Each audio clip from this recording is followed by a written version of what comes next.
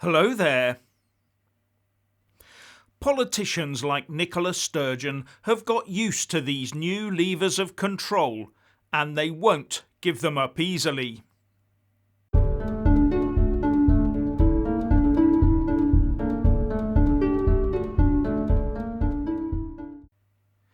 The people of the UK have a choice: get back to the normality of 2019 and live with risk, or let politicians keep us cowering in the corner.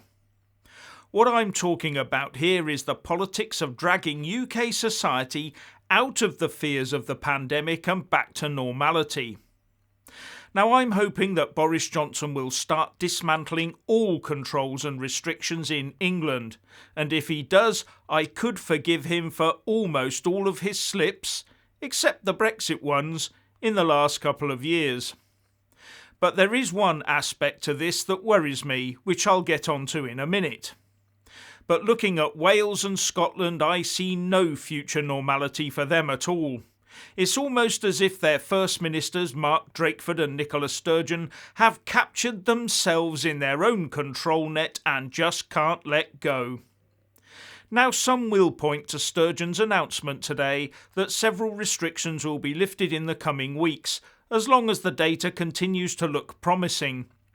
Look, her supporters will say, she's lifting restrictions on outdoor events from the 17th of January and from indoor live events from the 24th, so what's the problem?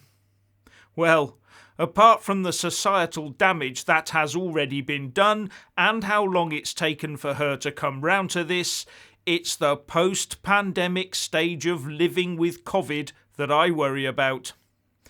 No, not the virus itself, but what the long-term implications are of governments drawing up plans on how we will live our lives in the long run once COVID becomes accepted as endemic. Because both Boris Johnson and Nicola Sturgeon have said they will be drawing up such plans in the next few weeks and months. Yes, new plans. And new plans mean new rules and new procedures. Otherwise, what's the point of having them? But it's what's in those plans that should concern us. So we should not just let them get on with it and force stuff through Parliament like they've been doing for the last 2 years or so. We need to know what's in those plans, that they are proportionate and workable. You know, like most government plans are not. For a start, we don't need highly questionable or even unethical psychological units forever nudging us when the political mood takes them. We don't need a sudden panicky rise in health issues just when it becomes a good time to bury bad news, and we don't need mandatory testing just in case either. And we don't need months of being bombarded by texts and adverts during winter telling you to report for your next procedure or else. We don't need a winter of fear for the 4 months of October to February every year, driven by clockwork as decided by some sort of health calendar. We don't need annual curfews or restricted Christmases and New Years just to feel safe. And we've never needed a face covering season in the UK before, so we don't need one going forwards. But these are the types of things that will be talked about for a post-pandemic plan for future years. They have to be topics for discussion because those discussions will be driven by the same people who have been so heavily involved in controlling our lives in the last 24 months.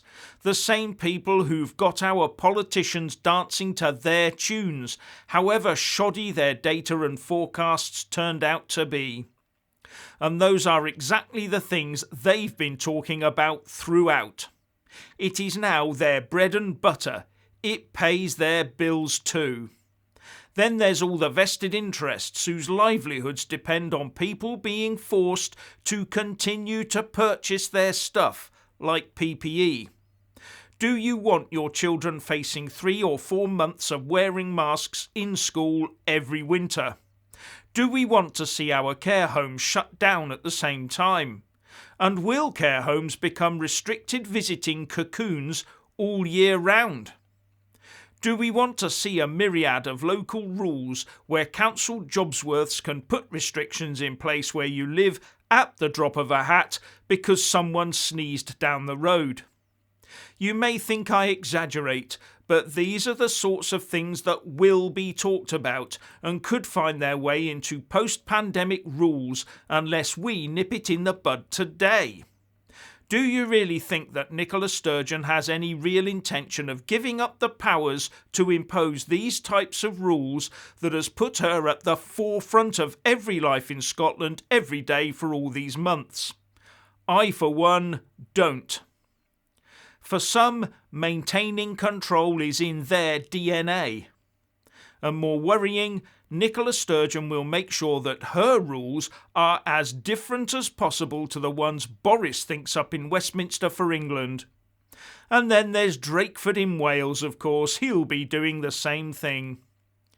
Will we end up every year with procedures for individual schools to shut down with all staff on furlough because a few students are reported with the sniffles?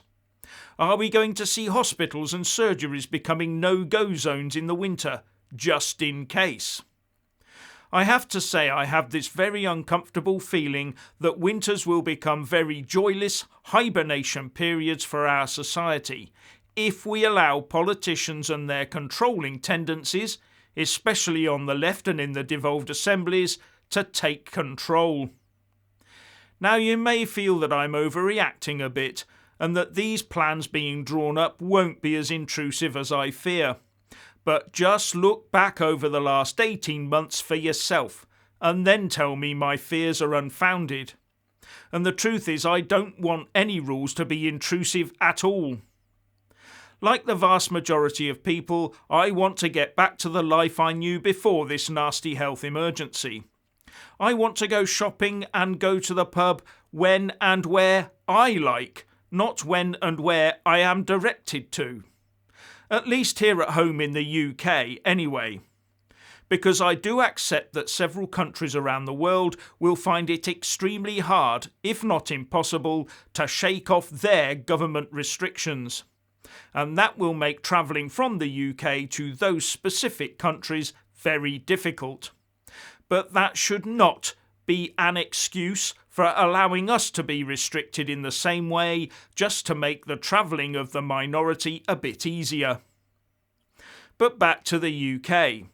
What I worry about is that plans will be drawn up largely unreported by the media and largely unread by our politicians that suddenly spring into life next winter in an explosion of confusion across the country, with different authorities and devolved administrations imposing all sorts of inexplicable rules on us, and wrecking more lives and livelihoods on the way.